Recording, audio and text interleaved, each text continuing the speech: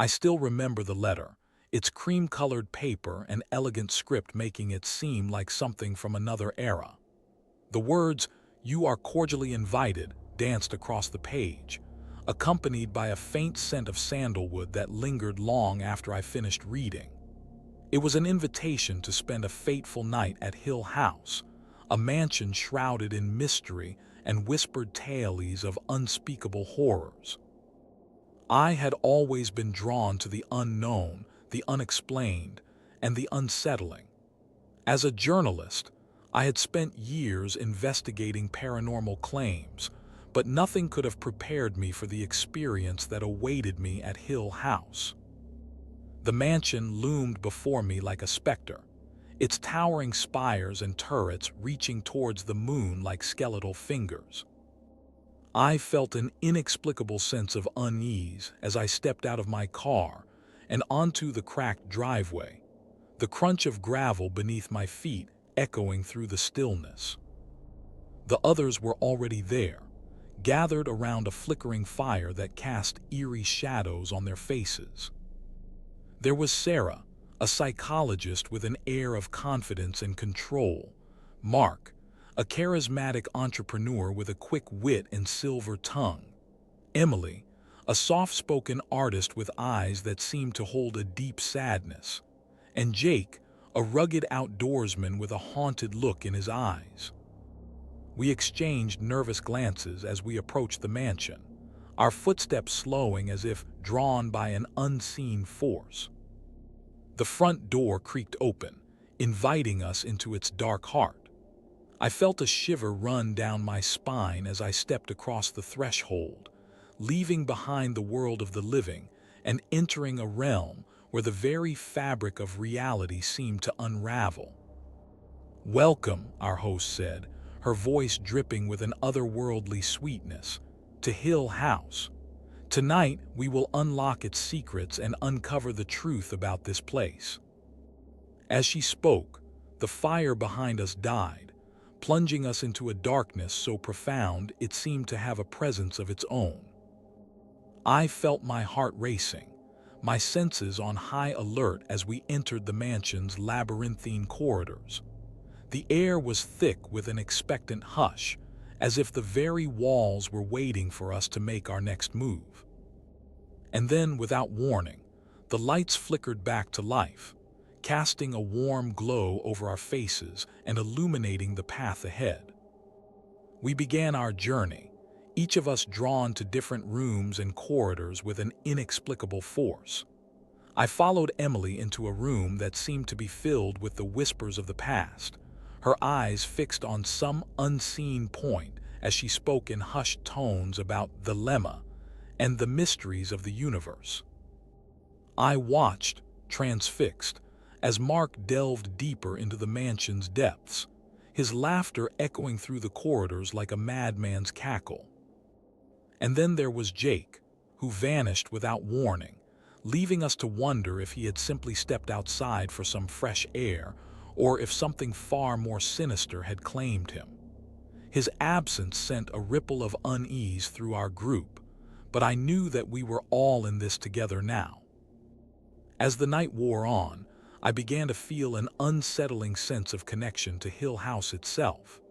The mansion seemed to be watching us, its walls listening to our every conversation and absorbing our deepest fears.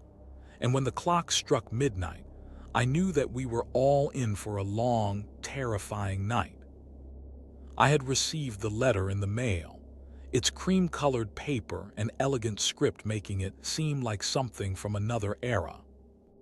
The words, "You are cordially invited," danced across the page, accompanied by a faint scent of sandalwood that lingered long after I finished reading.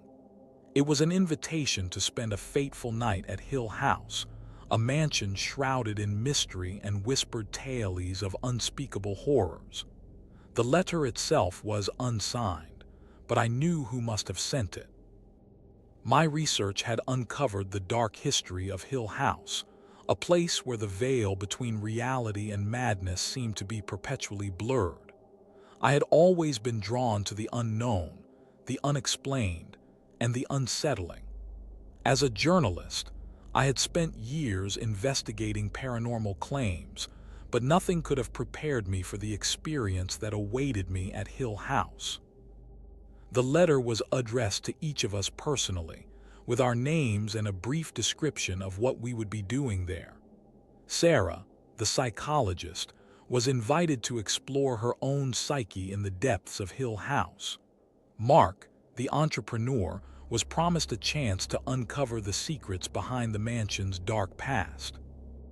Emily, the artist, was drawn to the eerie landscapes and strange architecture that seemed to hold a deep meaning for her creative soul. And Jake, the outdoorsman, was warned about the dangers that lurked in the shadows of Hill House. I felt a shiver run down my spine as I read the words, knowing that we were all being led into a world where the rational and the irrational coexisted. The letter ended with a single phrase, "Come prepared for the unknown." I wondered what lay ahead, but I knew one thing: I would be there to witness it. I stepped out of the car and onto the cracked driveway, the crunch of gravel beneath my feet echoing through the stillness. The mansion loomed before me like a specter, its towering spires and turrets reaching towards the moon like skeletal fingers. I felt a shiver run down my spine as I gazed upon the imposing structure, its walls seeming to absorb the light around it. The others were already there, gathered around a flickering fire that cast eerie shadows on their faces. Sarah, Mark, Emily, and Jake stood in a circle, their eyes fixed on me with varying degrees of curiosity and apprehension. I took a deep breath and began our descent into the heart of Hill House. As we walked towards the mansion, the air grew thick with an unsettling silence. The trees surrounding us seemed to lean in, as if listening to our every conversation. We reached the front door, its massive wooden frame adorned with ancient carvings that told a story of their own. Mark produced a key from his pocket and unlocked the door, revealing a cavernous entrance hall with a sweeping staircase curving upwards like a ghostly ribbon. The foyer was dimly lit, with only a few flickering candles casting eerie shadows on the walls. I stepped inside, feeling a thrill of excitement mixed with trepidation.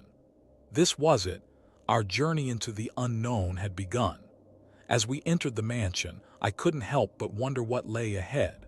Would we uncover secrets that were meant to remain hidden? Or would we succumb to the madness that seemed to permeate every corner of Hill House?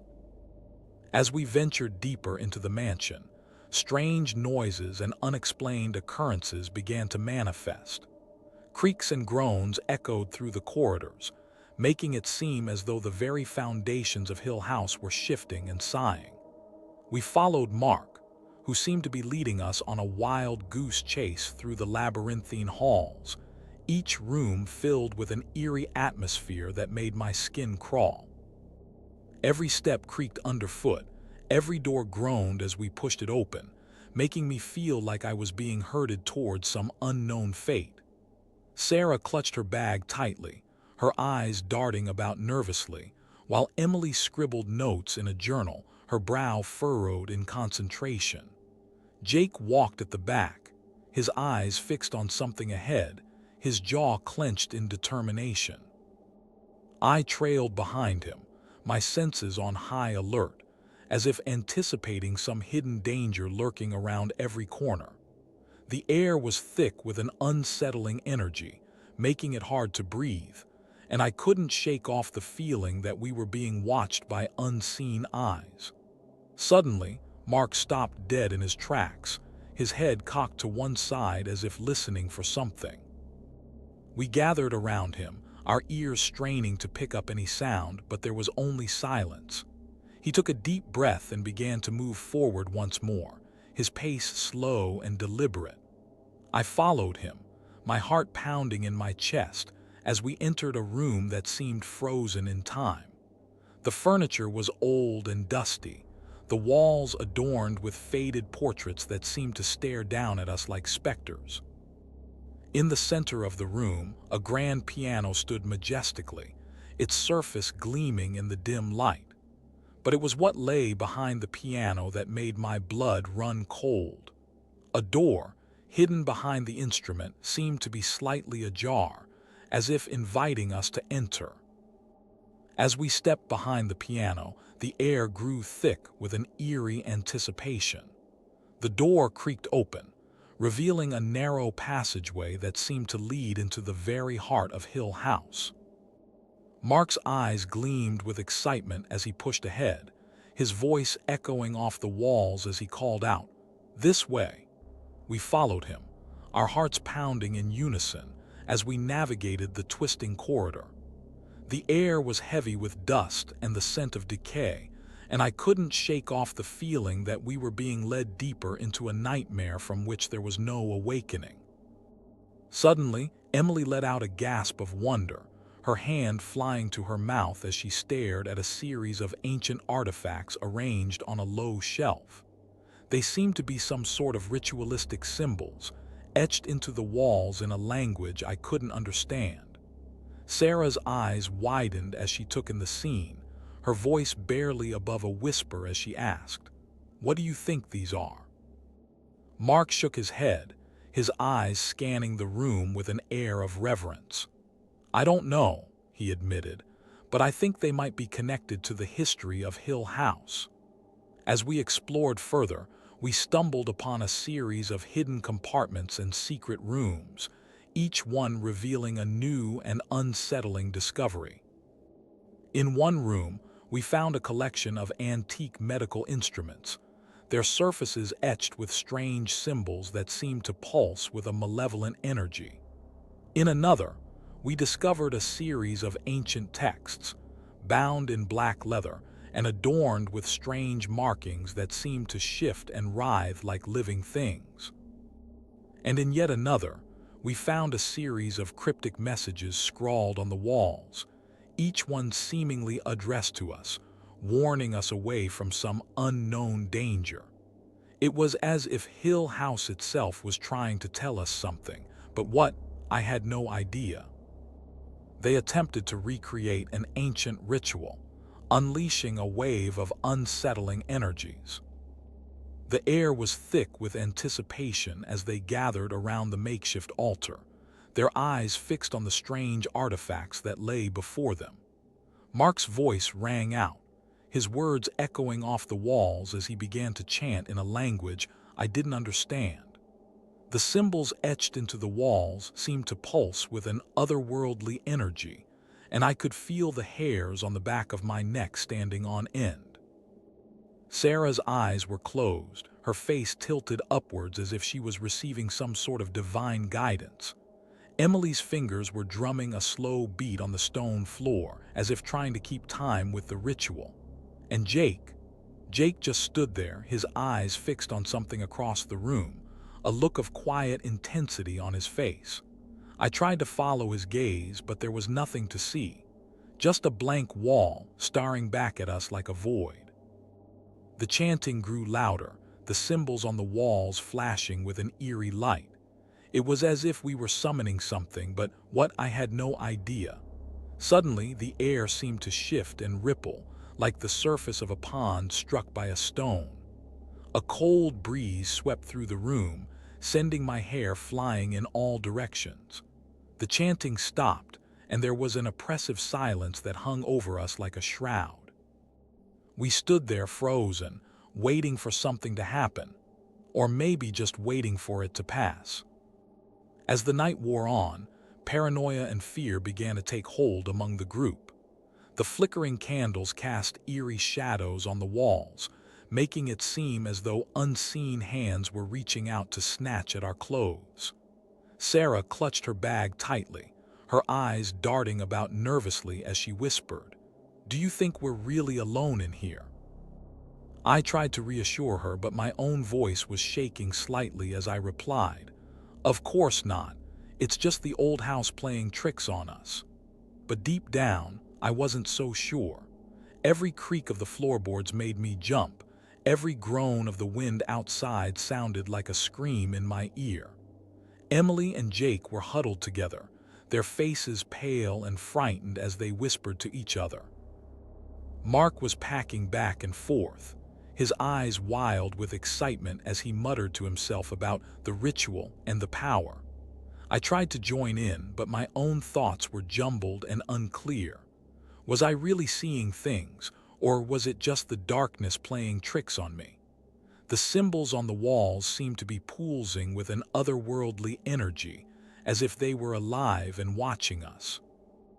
I felt a cold sweat break out on my forehead as I realized that we might not be alone in here after all. Suddenly, Jake let out a shout, his eyes fixed on something across the room. "What is it?" I asked, but he just shook his head, his voice barely above a whisper. "I don't know, but I think we're in trouble." When the house began to shift and change, trapping us in a labyrinthine nightmare. The walls seemed to melt away, revealing hidden corridors and secret rooms that led nowhere. I stumbled through the darkness, my hands outstretched in front of me like a blind person feeling their way.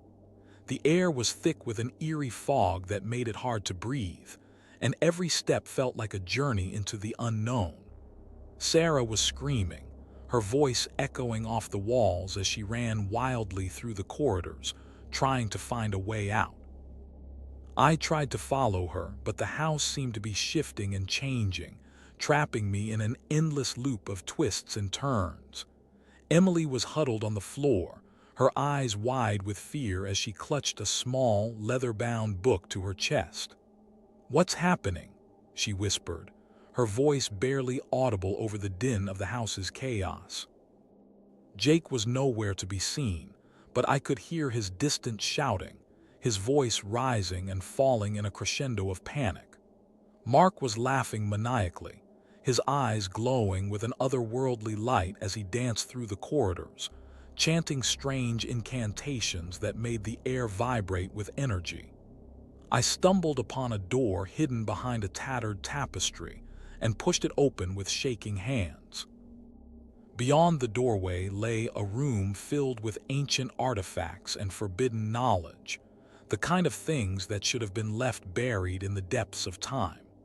It was as if the house had led me here on purpose, to unlock secrets that were meant to remain hidden forever.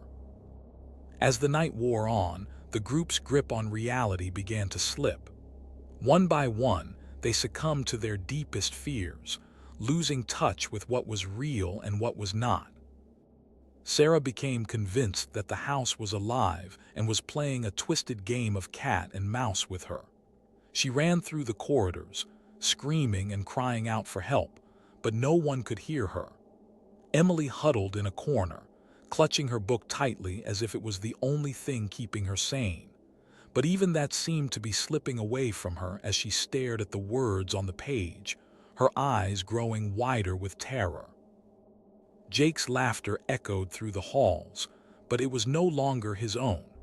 It was a mocking echo of something dark and malevolent, something that was using him to taunt us all. Mark's eyes had taken on an otherworldly glow, as if he was channeling some ancient power that was beyond human comprehension. He danced through the corridors, his movements becoming more and more erratic as the night wore on. I was the only one left who seemed to be holding on to reality, but even my own grip was starting to slip. The symbols on the walls seemed to be pulsing with an energy that was both beautiful and terrifying. It was as if they were drawing us in, pulling us down into a world of madness and despair. And then, I saw it. A door that led not to the outside world, but to some dark and ancient place that lurked just beyond the veil of reality. It was the only thing left for me to do.